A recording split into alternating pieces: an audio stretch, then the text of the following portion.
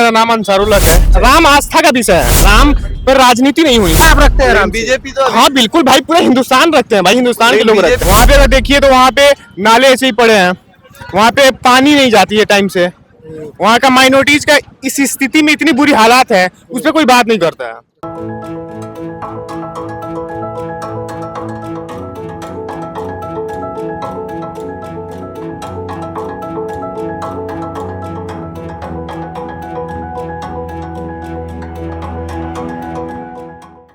तो कुछ साथी हमारे साथ हैं जो यहाँ की शिक्षा व्यवस्था से जुड़े हुए हैं और स्टूडेंट भी हैं और ये जानते हैं यहाँ की राजनीति को समझते हैं, तो इनसे बात करेंगे शिक्षा व्यवस्था का भी दिल्ली में क्या माहौल है। सबसे पहले मेरा नाम अंसारुल्लाह है। हाँ। और मैं डीयू में पढ़ता हूँ, दयाल सिंह कॉलेज में।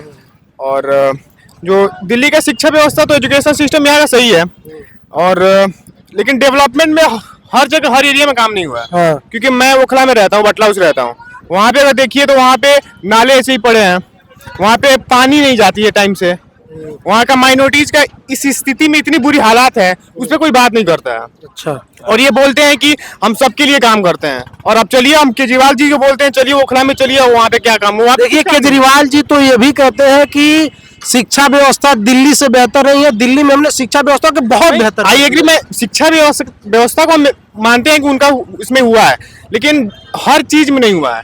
अब हेल्थ ले लीजिए, बोलते हैं मोहल्ला क्लिनिक खुला है। देखिए मोहल्ला क्लिनिक तो गुरु बहुत चर्चा है। नहीं भाई, अब चलिए ओखला में चलिएगा, कचरा पड़ा है। उसमें कचरा भरा हुआ है, ऐसे लगता है कोई गाय भैंस ऐसे रखी हुई है, सब उसमें कुछ नहीं होता है। अब चलिए वहाँ पे चलिए, ओखला में कुछ नहीं हुआ है भाई, पूरे दिल्ली में कुछ नहीं हुआ है। अरे ओखला तो महत्वपूर्ण जगह है भाई, ओखला पूरा हॉट सीट बना हुआ है। ये बोलते हैं हम ये काम किए। पिछली बार ओखला से लोगों ने इनको 1,30,000 वोट से जिताया था, इनके एमएलए को 70,000 वोट से जीते थे। क्या हुआ? कुछ नहीं हुआ वहाँ पे काम। और कोई पार्टी लड़ती है वहाँ पे तो लोग कहते हैं ये बी टीम है, ये टीम है। भाई ये डेमोक्रेटिक कंट्री है भाई, इसके सबको अधिकार है लड़ने का। हर गली में नाली उली पे पानी भरा खाली रहता है, इसे पानी पता ही नहीं चलता है कि हम लोग रूम पे रह रहे हैं या फिर नाला में। अच्छा। पानी भर रहा है, लेकिन कोई इसके देखने वाला व्यवस्थाएं सही और नहीं। बोलते हैं कि पीने का पानी हम शुद्ध पानी है, और पानी पीने का छोड़िए भाई, मुंह में नहीं डाल सकते। अरे केजरीवाल जी तो किसी घर में जाके पानी खुद पिए थे भाई। तो वो स्पेशल वो आए ओखला उनको हम इनवाइट करते हैं, ओखला आए वो। अच्छा इनवाइट कर रहे हैं आप? हाँ भाई, हम कह रहे हैं उनको, आपके मीडिया के थ्रू हम कह रहे हैं। ओखला है वो, शाहीन बाग है, बटला हाउस है, जाकिर नगर है। अच्छा। जामिया मिलिया इस्लामी इतना बड़ा यूनिवर्सिटी है, बड़ी संस्था है। उसकी हालत इतनी बद से बदतर है, और बोलते हैं कि हमने सब कुछ कर दिया। क्या किया? कुछ नहीं किया ये। अच्छा। कुछ नहीं किए हैं। जामिया तो बड़ी यूनिवर्सिटी है, वहाँ की भी हालत खराब है। बहुत हालत खराब है। अरे वहाँ का सड़क वड़क ऐसा है ना कि मतलब कब आदमी गड्ढा में चल जाए। अभी तो फिलहाल सही है, बरसात के दिन में और इतना हो जाता है कि अभी कभी निकलो और पता चला कि बीच में गड्ढा पड़ गया, एक बैग नीचे चला गया कोई। तो क्या लग रहा है इस बार कि गड्ढे में रोड नहीं है, रोड ही गड्ढा में है, ऐसा हालात है भाई। कुछ खिलाड़ी आदमी लग रहे हो? हाँ भाई, हम पॉलिटिकल साइंस से पढ़े हैं। Political science. हाँ। तो राजनीतिक समझ रखते हैं? समझ तो रखते हैं। बताइए कि क्या मतलब क्या लग रहा है, कौन आ सकता है? देखिए, मैं तो ओखला की जनता से यही अपील करेंगे, आप लोग वैसे नेता को चुने जो आपकी आवाज उठाए। अच्छा। ये नहीं कि हमें भाई हमारे साथ गलत हो रहा है, ये हो रहा है। भाई कुछ नहीं हो रहा है। आपको, आप राजनीतिक समझ रखते हैं, आपको क्या लगता है कौन आवाज उठाएगा? कौन? मुझे तो लगता है कि इस देश में हम कास्ट को डिनाई नहीं कर सकते हैं। हाँ। अपने देश में कास्ट हो या फिर रिलीजन हो, इसको हम डिनाई नहीं कर सकते। सबको एग्री करता है। अगर हम माइनॉरिटी से आते हैं, मेरा नाम अंसारुल्लाह है। हाँ। और ये हमारा संविधान, हमारा कॉन्स्टिट्यूशन ऑफ इंडिया में अधिकार देता है कि हम अपने हक के लिए लड़े। ठीक है, तो मेरा ये कहना है कि अपने माइनॉरिटी समाज को जो भी लोग हैं, अपने पॉलिटिकल कोई एक नेता रहना चाहिए जो हमारे एक रहनुमा हो, जो हमारी बातों को पार्लियामेंट में, देश की सबसे बड़ी पंचायत में वो आवाज उठा सके। तो कौन है अभी, कौन लगता है अभी? वो एक ही शख्स उठाता है, जो असदुद्दीन ओवैसी साहब। ओवैसी साहब उनके भी है। हाँ भाई, मुस्तफाबाद में भी है, ओखला में भी था। तो आपके हिसाब से तो सारी पार्टियों को तो आपने भाई कर दिया। हाँ भाई, बिल्कुल कोई नहीं उठाता है हमारा आवाज। मैं तो यही कहता हूँ कि तो आपको लगता है कि वैसी जी आने चाहिए यहाँ दिल्ली में? मैं नहीं, वैसी नहीं, जो अच्छा नेता उसको आना चाहिए। कौन? मुझे ये लगता है कि वो हमारी हक की बात करते हैं। कुछ अच्छे नेताओं का एक श्रेणी बना होगा, आप किसको मानते हैं कि ये अच्छा है?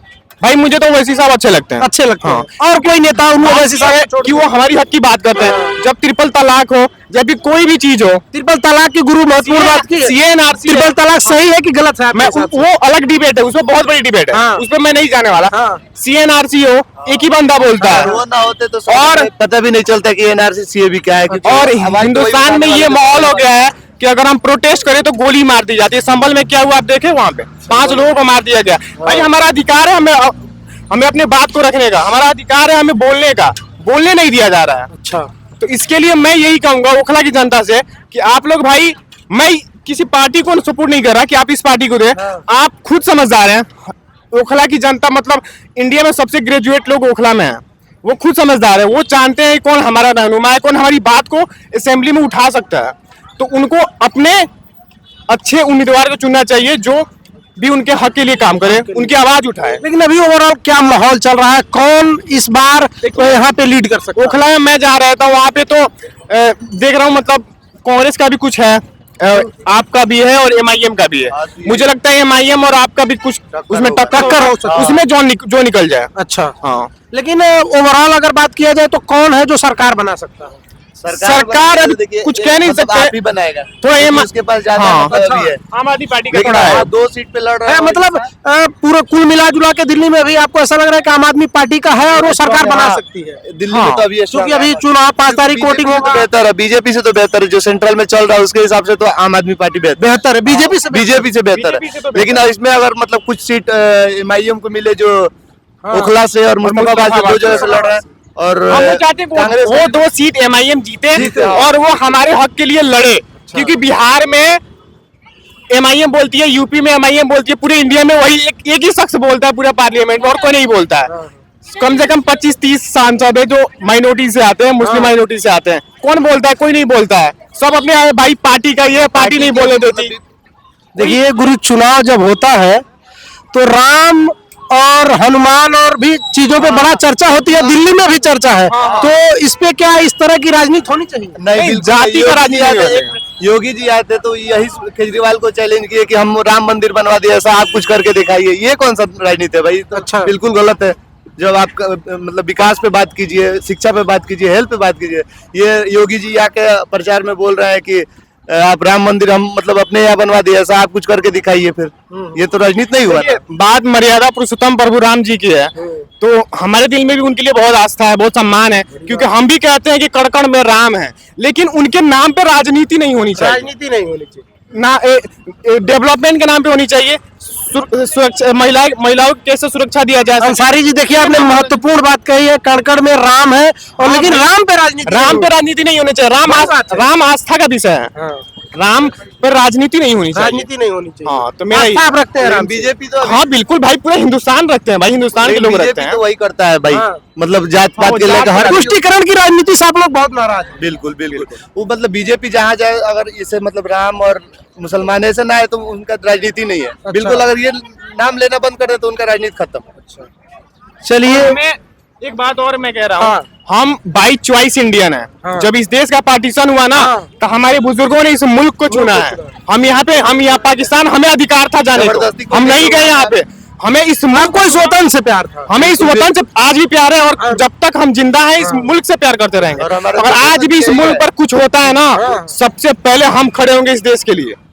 तो हमें जो हमारे साथ जो डिस्क्रिमिनेशन हो रहा है ना, उससे हमें दुख होता है, क्योंकि हम बहुत भावुक हो रहे हैं। नहीं, बहुत ज्यादा भावुक हो रहे हैं, और बड़ी बात है, इन्होंने बड़ी बात कही। और दिल्ली चुनाव को लेकर के आप देख रहे हैं, जो पढ़े लिखे युवा है उनका नजरिया किस तरह का है। इन्होंने सब सारी बातों को कितने महत्वपूर्ण तरीके से बताया, और बताया कि किसी भी पार्टी की चुनिए, किसी भी नेता को चुनिए जो आपके हक की बात करे, जो आपके हक की बात पार्लियामेंट में उठा सके।